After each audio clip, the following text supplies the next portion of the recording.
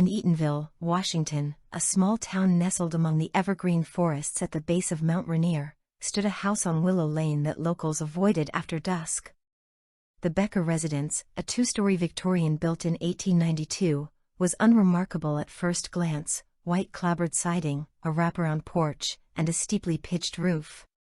But by 1978, it had become a place whispered about in hushed tones, a place where the air felt heavier, where shadows seemed to linger too long.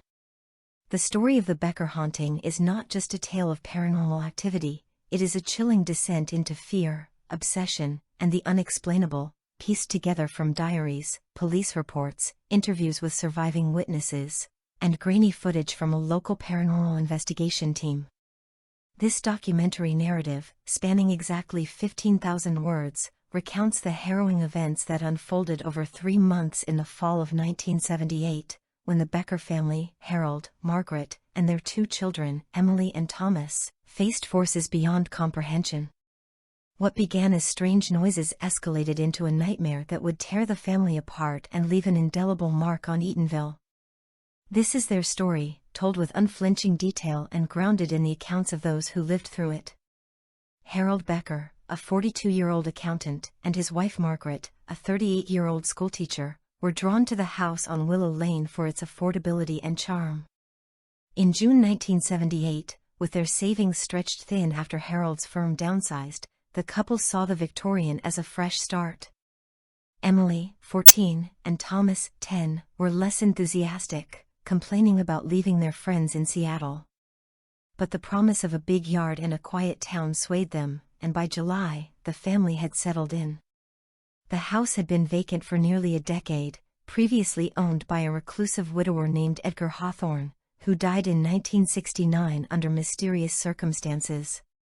Locals claimed Hawthorne was eccentric, prone to muttering about keeping the doors locked to keep them out. The realtor, a chipper woman named Doris Klein, dismissed these stories as small-town gossip, assuring the Beckers the house was structurally sound despite needing minor repairs. The family moved in with high hopes, unaware of the darkness waiting within the walls. The first few weeks were uneventful. Margaret painted the kitchen a cheery yellow, Harold fixed the creaky porch steps, and the children explored the overgrown backyard. But by mid-August, small oddities began to surface. Emily's diary, later recovered by investigators, noted, August 17, 1978. "My books keep falling off the shelf at night. I stack them neatly, but by morning, they're on the floor. Tommy says he hears scratching in the walls, but Dad thinks it's mice." Harold, practical to a fault, attributed the noises to the house's age. "Old pipes," he said, "or settling beams." Margaret, however, was less convinced. She began to feel uneasy in the upstairs hallway, describing a cold spot near the attic door that made her skin prickle. Thomas, an imaginative boy, started having nightmares about a tall man standing at the foot of his bed, watching him sleep. The family laughed it off, but the seeds of unease were planted. By September, the disturbances grew harder to ignore. On September 3, Margaret woke to find the kitchen cabinets open, their contents neatly arranged on the counter, plates, cups, even a bag of flour, as if someone had taken inventory. She questioned the children, but both denied touching anything. Harold, skeptical, suggested sleepwalking, though no one in the family had a history of it. Emily's diary entries grew more frantic. On September 10, she wrote, "I saw something last night. I woke up because my room was freezing, and there was this shadow in the corner. It wasn't a person, not exactly, but it moved. I screamed, and Mom came running, but it was gone. She says I imagined it, but I know what I saw." The family began to argue. Harold, a man who prided himself on logic, dismissed the incidents as pranks or overactive imaginations. Margaret, more open to the possibility of something supernatural, suggested calling a priest. The tension was palpable, and the children withdrew, spending more time in their rooms. Thomas stopped sleeping through the night, often crawling into Emily's bed, whispering about the tall man who didn't have a face. On September 15, the family's cat, Muffin, went missing. Thomas was devastated, plastering the neighborhood with flyers. 3 days later, Muffin was found dead, disemboweled, and placed neatly on the front porch. The police, called by a shaken Margaret, concluded it was the work of a predator, perhaps a coyote. But the precision of the cuts unnerved Officer Daniel Pruitt, who noted in his report, "No blood trail, no signs of a struggle." The animal was placed deliberately, like an offering. The Beckers tried to move forward, but the atmosphere in the house grew oppressive. Neighbors began to notice the family's withdrawn behavior. Doris Klein, the realtor, stopped by with a casserole, later telling a friend, "Margaret looked like she hadn't slept in weeks." Harold just kept saying everything was fine, but his hands were shaking. By late September, the disturbances escalated to the point where Margaret could no longer dismiss them.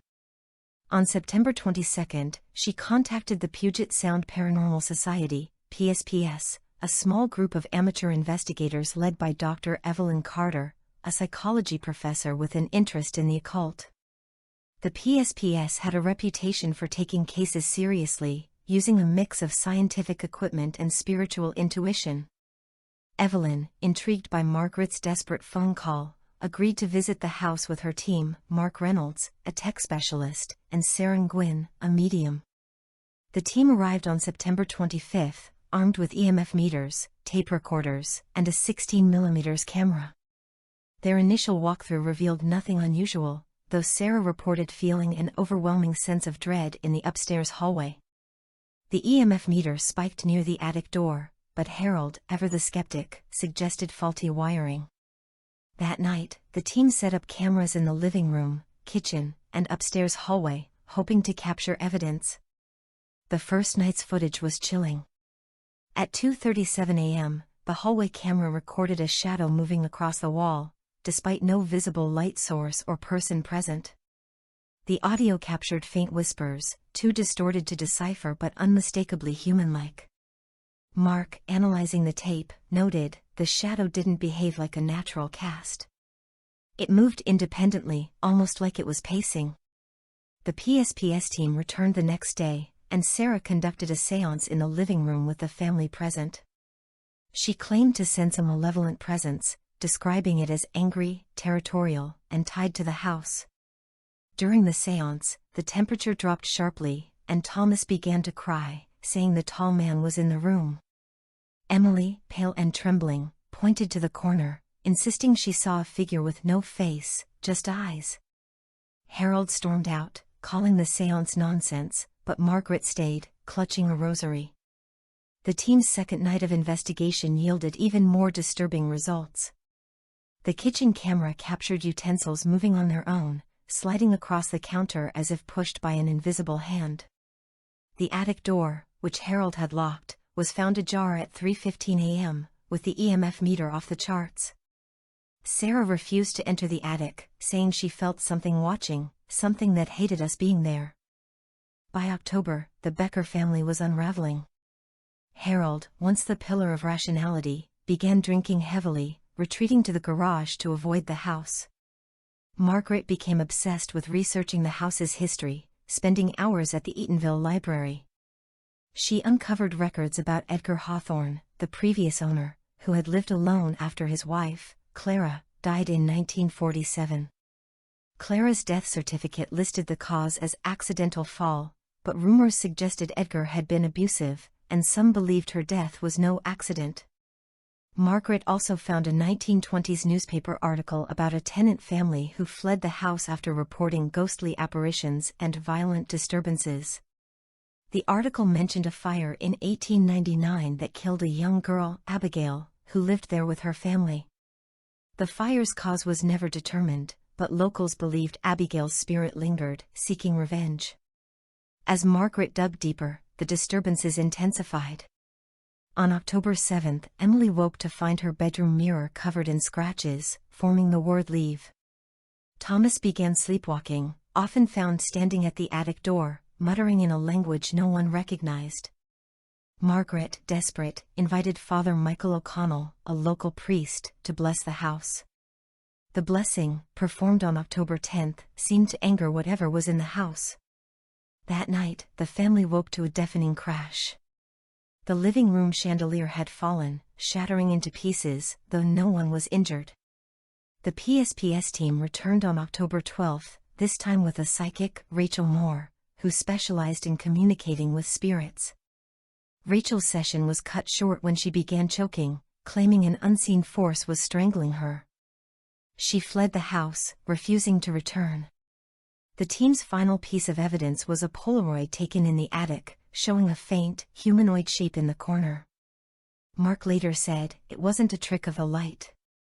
That thing was there, staring right at the camera."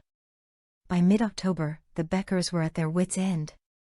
Harold, now barely speaking to Margaret, moved into a motel, claiming he needed space. Emily stopped going to school, too terrified to leave her room. Thomas's health deteriorated, he lost weight and developed a persistent cough, which doctors could not explain. Margaret, convinced the house was possessed, contacted a demonologist, Father Gabriel Russo, from Seattle. Father Russo arrived on October 20, a stern man with a reputation for handling severe cases. After interviewing the family and reviewing the PSPS footage, he concluded the presence was not a ghost but a malevolent entity, possibly demonic. He warned that such entities fed on fear and division, and the family's fractured state was making it stronger. He planned an exorcism of the house for October 25, urging the family to stay united. The exorcism was a disaster. As Father Russo recited prayers in Latin, the house seemed to rebel. Windows rattled, lights flickered, and a low growl emanated from the walls. Emily screamed, claiming she saw the tall man standing behind the priest. Thomas collapsed, convulsing, and was rushed to the hospital. The exorcism was abandoned, and Father Russo left, shaken, promising to return with a more experienced team. That night, Margaret made a fateful decision. She gathered Emily and Thomas, who was released from the hospital with no clear diagnosis, and drove to her sister's house in Tacoma. Harold refused to leave, insisting he could handle the house. On October 26, neighbors reported hearing screams from the Becker residence. Police arrived to find Harold unconscious in the attic, covered in scratches and babbling about eyes in the dark. He was hospitalized, and the house was sealed off. The Beckers never returned to Willow Lane. Margaret filed for divorce, unable to reconcile with Harold's denial and subsequent breakdown. Emily and Thomas received therapy, but both struggled with nightmares for years. Harold, diagnosed with severe post-traumatic stress, moved to Oregon and refused to speak about the house. The PSPS team disbanded in 1979, with Evelyn Carter citing the Becker case as too overwhelming to continue their work. The house remained vacant, its reputation growing darker. In 1983, a developer purchased it, intending to renovate, but workers reported tools vanishing and strange figures in their peripheral vision. The project was abandoned, and the house was demolished in 1990. The lot remains empty, overgrown with weeds, avoided by locals. Investigators later uncovered more about Edgar Hawthorne. His wife, Clara, had kept a diary, hidden in the attic, detailing years of abuse and her fear of something else in the house. The diary ended abruptly in 1947, the year of her death. Some believe Clara's spirit, or something darker tied to the 1899 fire, lingered, feeding on the pain of those who lived there. The Becker haunting remains one of the most documented and disturbing paranormal cases in Washington state. Was it the spirit of Abigail, the girl killed in 1899? Was it Clara, trapped by her tragic life? Or was it something older, more sinister, drawn to the suffering of the Becker family? The truth may never be known, but the case serves as a stark reminder that some places hold secrets too dark to unravel. The evidence, diaries, footage, and witness accounts suggest something real and malevolent inhabited the house on Willow Lane. Yet skeptics, including Harold Becker in his later years, argue it was mass hysteria, amplified by stress and suggestion. The debate continues, but those who experienced it, from Margaret to the PSPS team, insist the terror was real. The Becker haunting raises questions about the nature of fear, belief, and the unseen forces that may linger in our world. Have you or someone you know experienced something unexplainable? Share your story with paranormal researchers or local historical societies to help preserve these accounts. Visit Eatonville's historical archives to view the PSPS footage and documents, or explore online forums dedicated to the supernatural. If you're in Washington, drive by the empty lot on Willow Lane, but perhaps not after dark. The past may be gone, but its echoes remain.